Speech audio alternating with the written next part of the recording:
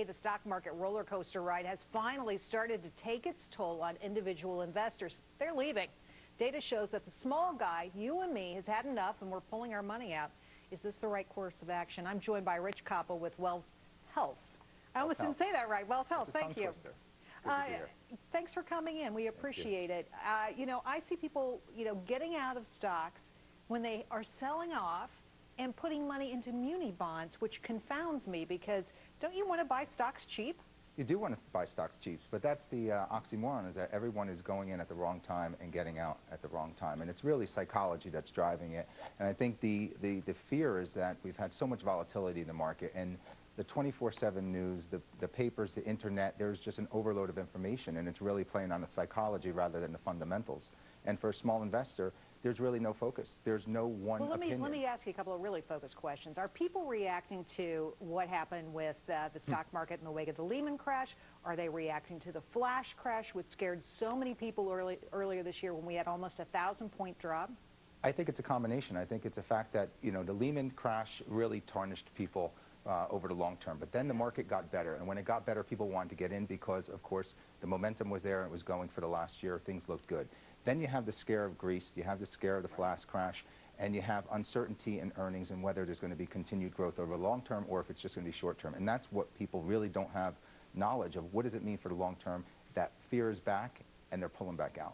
Well, you look at the long term, even like 10 years now, and it's just not that pretty. I think a lot of people would define that as my long term. What do you make of that? I talk to clients about that all the time. I mean, the S&P has been a lost decade, as they say. And if you purely look at the S&P and you closed your eyes, you put your money in it, and 10 years later you look back, yes, it might be flat. But I don't think that's the way to invest. I think it's important to take advantage of opportunities throughout the last decade between bonds, stocks in various areas, emerging markets, domestic markets, certain areas, small cap, having treasuries, having a mix of things over the last 10 years was not a lost decade. It really depends on whether you could be tactical. You have to have the right mix. You have to make sure you're invested in a lot of different things. What would you tell people, though, who are worried about the stock market right now and thinking, gosh, this, I don't know what to expect. There could be another flash crash. Look, that's a question I get every day, and I think what I've been telling people over and over is we need to be looking at your financial plan, looking at your budgeting, which many people don't do. What is your portfolio for? What do you need to drive off your portfolio? Is it for long term or is it for the short term? Do you need to live off it? Are you retired or are you young? That makes a big difference in how you invest, and then build an asset allocation that you could stick to it. And your asset allocation should be designed for you, not what your neighbor says, not what your best friend's doing. Yeah, but let's be specific here, because I think a lot of people out there say asset allocation, asset allocation. That's they true. hear it all the time. They don't know what it means. Give us some examples, just very quickly. Somebody who's close to retirement, what's the perfect allocation? Somebody who's not, who has decades and decades to grow, what should they be doing? And granted, this isn't personalized. Yes, exactly.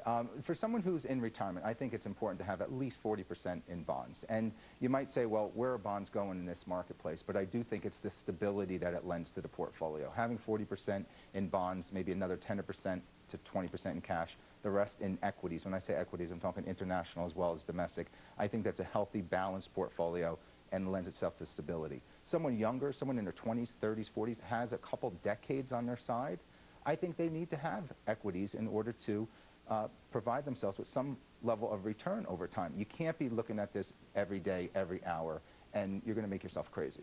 So I would say 70% in stocks for a younger person, another 10 to 15 in bonds, and another remaining amount in cash. Or there's some great alternative strategies out there now that allow you to hedge on the downside. I wouldn't tell an individual investor to do it. I'd look at the mutual fund managers that do it. Yeah, you can hedge, right, and then Congress is going to come after you. At the end of the day, though, a lot of people don't realize that having diverse investments also includes the house that you own, right? I mean, at the end of the day, you're not just invested in stocks and bonds. You actually are invested in your home as well.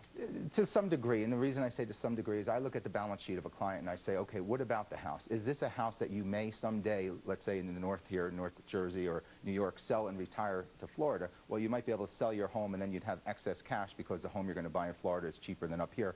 Absolutely, it's part of your overall allocation. If it's a house that you're going to die in, which many people buy their home and they're going to stay there forever, I don't really look at it as an asset within their overall asset allocation. All right. Rich Coppa, thanks so much for your help today. Thank you very much. Appreciate it.